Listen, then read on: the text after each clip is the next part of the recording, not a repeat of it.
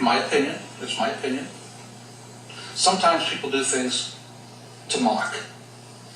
Sometimes people do things to intentionally offend other people.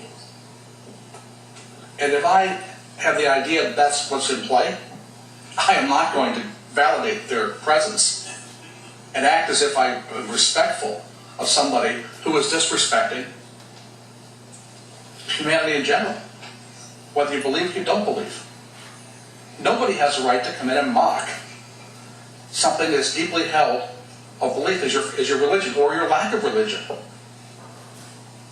You know, you just don't, while you may have the right to verbally say it, I don't think I'm obligated to participate in it or be a facilitator or an enabler of that type of behavior. Okay? And if the solution is, in fact, that we don't invite the individual back, then maybe the conversation should turn to what is the box that we have. But I don't even know if we need to have a box, because again, what we've been doing for 200 plus years seems to be working pretty darn well. You know, why are we reshaping and having this, you know, spirited conversation over one particular incident or two incidents or however many incidents it's going to be? If we control to whatever extent that we say these are our guidelines, you need to be respectful. Okay? What a reasonable person would consider respectful. If you can't do that, then I'm sorry, you're not welcome back. Is that an unreasonable expectation? The hitch is differing people of differing faiths will have differing ideas of what is respectful. And that's where it gets to be the slippery slope. Somebody who is Muslim or Hebrew may find many things that are standard practice in Christian invocations to be offensive. I believe that somebody sitting up here who was Muslim or Hebrew or Jewish would probably feel, look, it's not my thing, it's part of their religion. If we're going to have them, I need to be respectful. I don't particularly like it, but I need to be respectful. And yes, it would be wonderful if nobody did anything that was mocking or disrespectful, but you can't legislate. All you can do, I think the clear thing is put guidelines, and you can't have individual yardsticks that this one's in and that one's out. That's the place where it breaks down. So I think if we want to do it, we have to accept that there are going to be from time to time ones that we're not quite as keen on. And we just, either we don't do it at all or we live with it. You and I absolutely agree on this.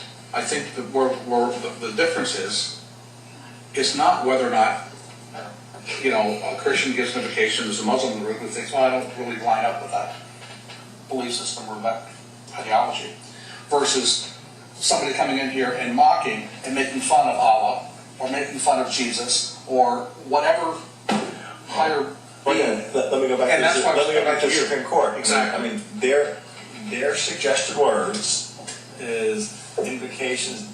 These would be not acceptable. That you denigrate non-believers, or denigrate religious minorities, threaten damnation, or preach conversion. Your rules can say those are the things we don't want. That would seem to probably resolve 95% of the issues that you all are talking about.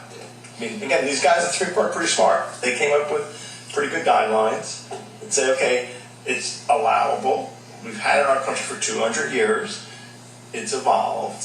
And again, Lake Worth may not, and I hear the diverse comments, but you know, we're certainly a lot more diverse than the town of Greece was, where for 7 years the only invocations were, there's 94,000 people in the town of Greece. This isn't a 2,500 people community. You know, 7 years they had only Christian invocations, and that was upheld. So I've got to go back to, from the legal standpoint, what you're doing is fine.